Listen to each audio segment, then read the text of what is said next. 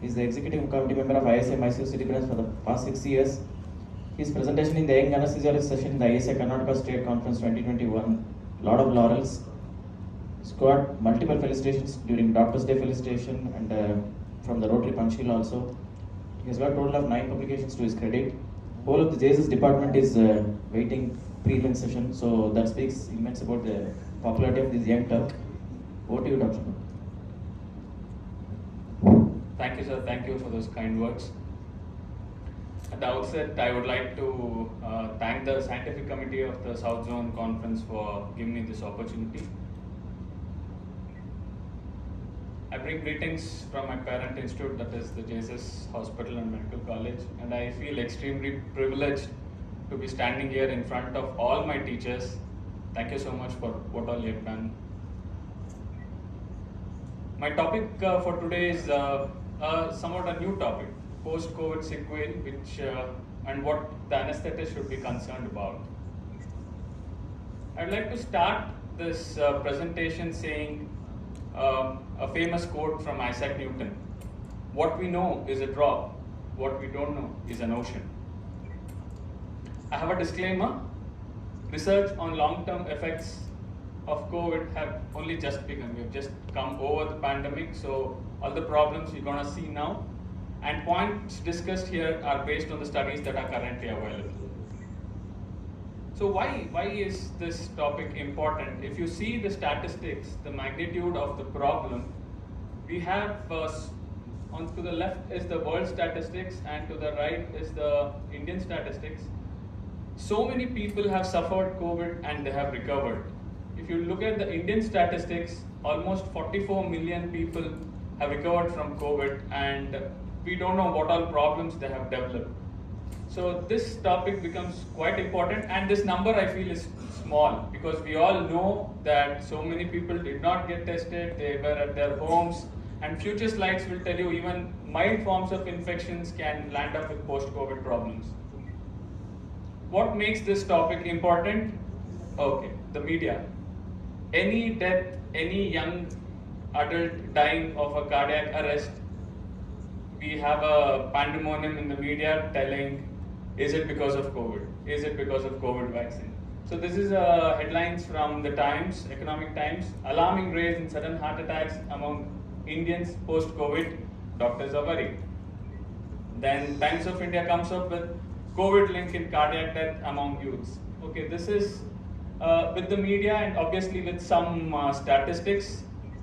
But then Nature Medicine came up with a publication on long-term cardiovascular outcomes of COVID-19, where there are so many problems that are associated, which I'll discuss later.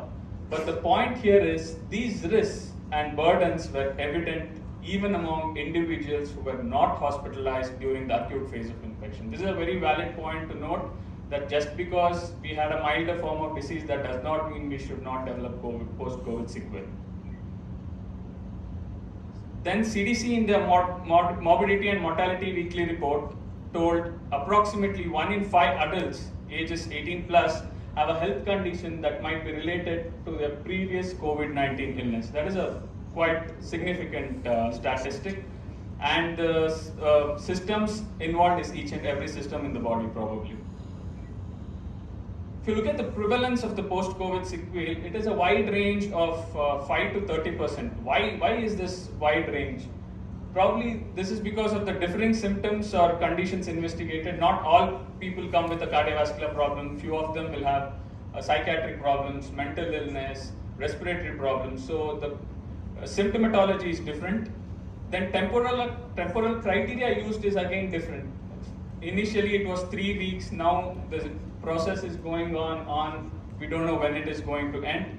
And the study settings included whether it is outpatient or inpatient, and how symptoms and conditions are assessed also affect the prevalence of post-COVID sequelae.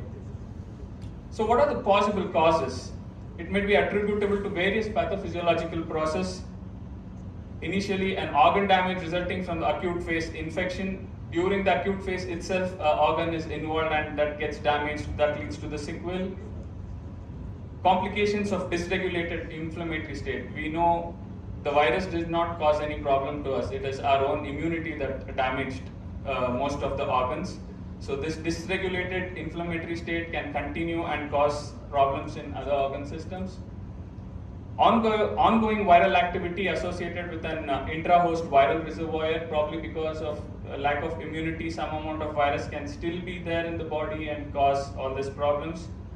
Autoimmunity is a major problem. If you talk to endocrinologists or dermatologists for that matter, they will tell you how autoimmune diseases have increased post-COVID. That is again probably because of the dysregulated immune system that COVID did to us. And inadequate antibody response can be one of the other causes. So as anesthesiologists, what we need to know when we have a patient who has recovered from COVID? As I told you, the statistics are so huge.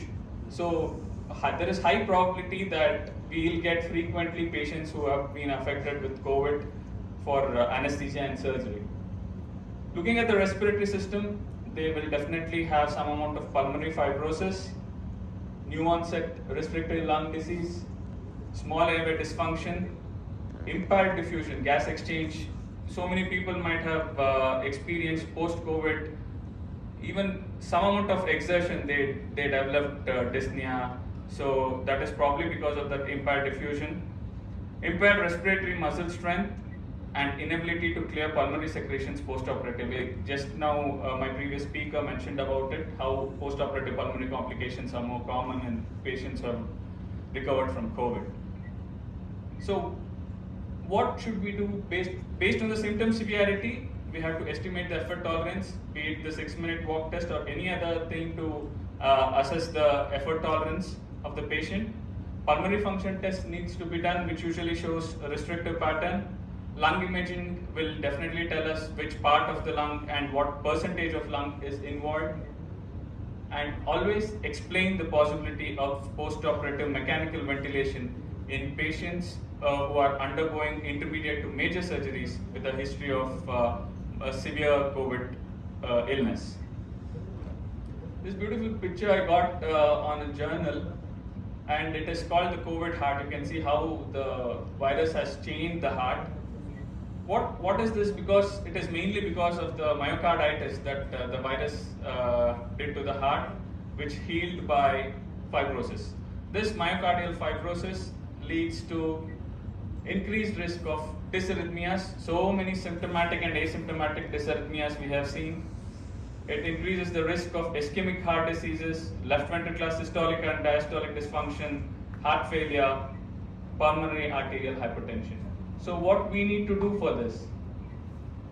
Consider history of COVID as an independent risk factor for cardiovascular disease. Like how we consider smoking as an independent risk factor for cardiovascular disease, history of COVID now becomes an independent risk factor for cardiovascular disease.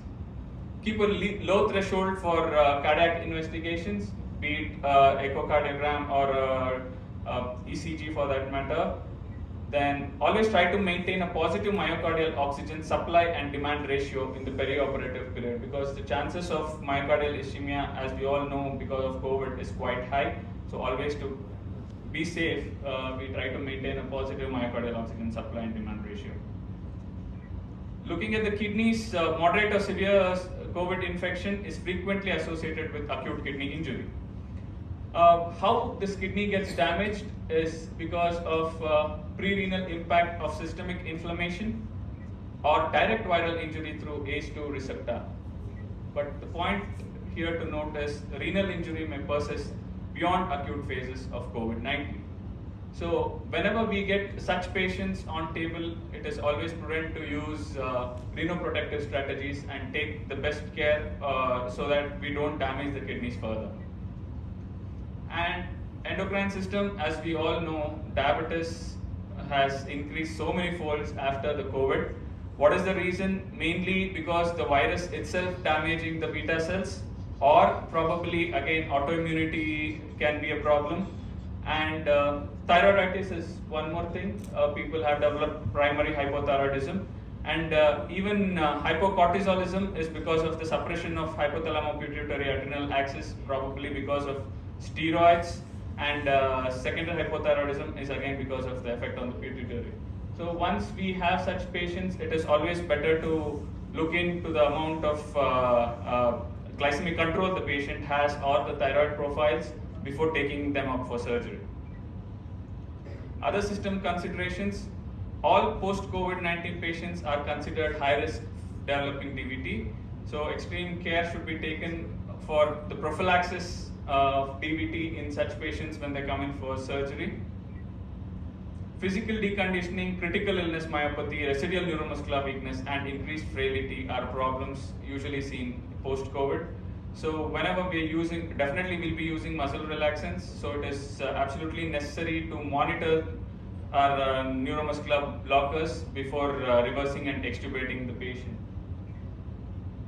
Psychiatric problems are very common, ranging from depression, anxiety to post-traumatic disorders post-COVID.